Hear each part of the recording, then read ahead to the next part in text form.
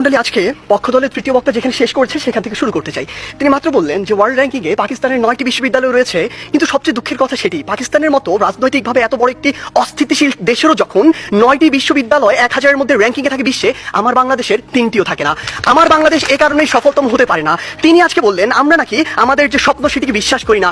আমরা একটি দেশ নিয়ে যখন কথা বলবো তখন শুধু স্বপ্নের উপরে ভর করে থাকতে পারি না, ওই আবেগ দিয়ে চালিত হতে পারি না। যদি আমার স্বপ্নকে বিশ্বাস করেই আমি দক্ষিণ এশিয়ার মধ্যে সফলতম হতে পারতাম তাহলে এত ছোট স্বপ্ন দেখতাম না, আমি পুরো পৃথিবীর মধ্যে সফলতম হওয়ার স্বপ্ন দেখতাম। কিন্তু স্বপ্ন এবং বাস্তবতার মধ্যে অনেক পার্থক্য রয়েছে। আজকে তাদের 3 বক্তা যে তথ্যগুলো দিয়ে গেলেন, তাদের তথ্য অনুযায়ী 1971 থেকে আজকে 2022 সালে এসে বাংলাদেশ প্রত্যেকটি ক্ষেত্রে উন্নত হয়েছে। হ্যাঁ, আমরা বিশ্বাস করি উন্নত হয়েছে, কিন্তু দক্ষিণ এশিয়ার অন্যান্য দেশ কিংবা পৃথিবীর অন্যান্য দেশ কি বসে রয়েছে? বিজ্ঞ বিষয়ক মন্ডলী একটু লক্ষ্য করুন, 2020 সালের তথ্য মতে বাংলাদেশের যে অর্থনীতি, এটি হচ্ছে বিশ্বের 35তম বড় অর্থনীতির দেশ, যেটা 2035 সালে গিয়ে হবে বিশ্বের 25তম বড় অর্থনীতির দেশ। বাংলাদেশের উন্নতি হচ্ছে, হবে। আপনি যদি ভারতের দিকে তাকান, ভারত বর্তমানে বিশ্বের 7ম বড় অর্থনীতির দেশ। 2035 সালে গিয়ে ভারত হবে বিশ্বের 3য় বড় অর্থনীতির দেশ। ভারত আপনার দিকে তাকিয়ে বসে রয়েছে না, দক্ষিণ এশিয়ার অন্যান্য দেশ বসে থাকছে না, পৃথিবীর অন্যান্য দেশগুলো বসে থাকছে না। আমাদের কথা হচ্ছে যখন আমরা দক্ষিণ এশিয়ার সফলতম হতে চাইবো, আমাদের সামনে যে একটি ব্যারিয়ার রয়েছে ভারত, সেটিকে আমাদের টপকে যেতে হবে। কেন আমরা যেতে পারবো না, কোথায় কোথায় সেই বাধাগুলো রয়েছে, সেগুলো নিয়ে আজকে আমরা কথা বলবো। তারা আজকে বললেন আমরা আন্তর্জাতিক অনেক স্বীকৃতি পেয়েছি।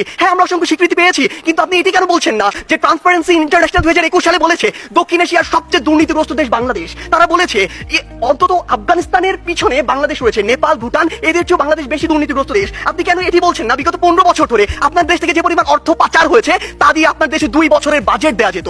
আমাদের সমস্যাগুলো এই জায়গায়। আপনি শিক্ষা নিয়ে কথা বলছেন, বাংলাদেশের শিক্ষা খাত যদি লক্ষ্য করুন, পৃথিবীর কোনো মধ্যম আয়ের দেশ, স্বল্প উন্নত দেশ কিংবা উন্নত দেশে জিডিপির মাত্র 2% শিক্ষা খাতে বরাদ্দ দেওয়া হয় না, বাংলাদেশে মাত্র 2% দেওয়া হয়। শুনে অবাক হবেন, এই 2%-এর অধিকাংশই চলে যায় আমাদের ওই শিক্ষক, কর্মকর্তা, কর্মচারীদের বেতন দিতে। আপনি যদি লক্ষ্য করুন যে আজকে কেন ভারত আপনার চেয়ে এগিয়ে থাকবে, আজকে এই পজিশন দাঁড়িয়ে পৃথিবীর যত মাল্টিন্যাশনাল কোম্পানি রয়েছে তাদের যদি একটি তালিকা করেন, সেরা 10টির অন্তত 9টিই পাবেন যেখানে ভারতের যারা রয়েছে তারা সিইও, কিন্তু বাংলাদেশের একটিও পাননি, আগামী 10 বছরেও পাবেন না। এই ক্ষেত্রে গুরুত্বপূর্ণ কিছু কথা রয়েছে যেগুলো আপনারা উপেক্ষা করে যাচ্ছেন। আপনারা কিভাবে ভারতের সাথে তুলনা করেন? একটু আগে একটি হাস্যকর কথা বলে গিয়েছেন যে ভারতে নাকি 0.2 মিলিয়ন, মাত্র 2 লক্ষ মানুষ বিদ্যুতের সুবিধার কাছাকাছি যেতে পারেনি। আপনি একবার চিন্তা করেছেন ভারতের